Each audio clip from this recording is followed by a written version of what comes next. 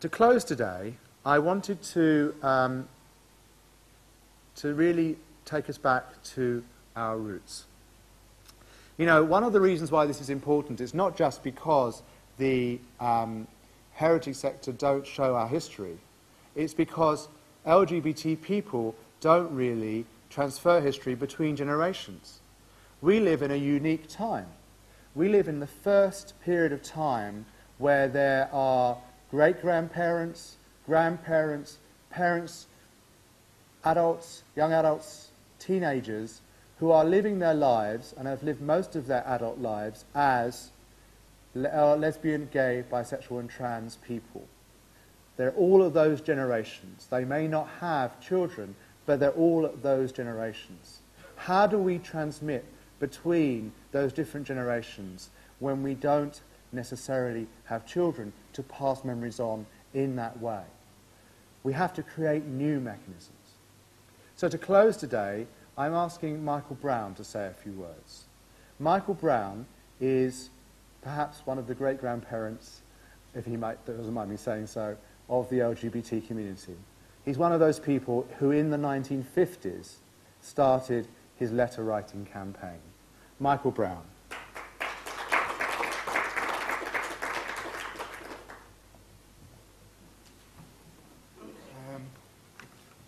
Of course, I'm Michael Brown, and I'm still campaigning, so it's 54 years.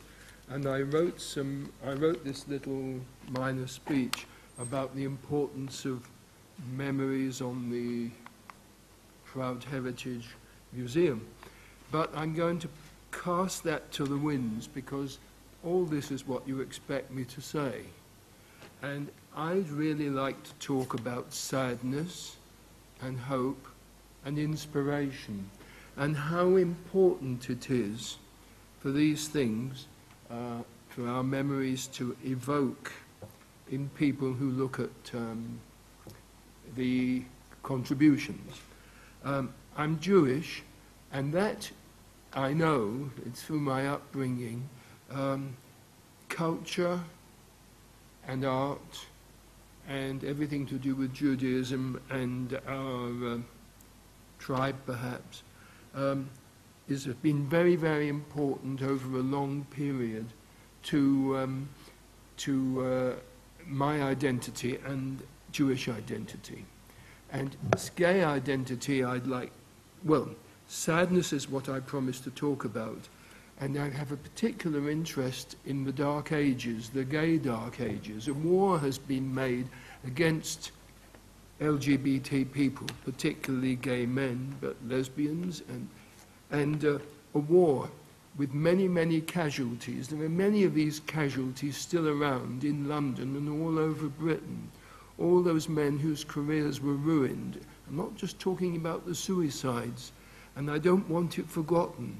And I am going to put some memories on about the gay Dark Ages and what it was like to live in those. We're talking up, loads and loads of people have criminal records still from those ages for gay crimes. Then there's hope. I'd like my memories to inspire hope in those people who still live in the Dark Ages, mostly young people.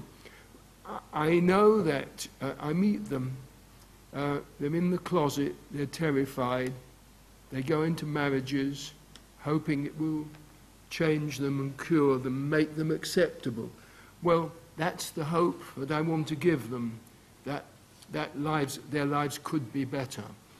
And finally, inspiration. You've said that I'm a grandparent type, and in Yiddish it's called a Zayda. I never thought I'd be a Zayda, but there you go.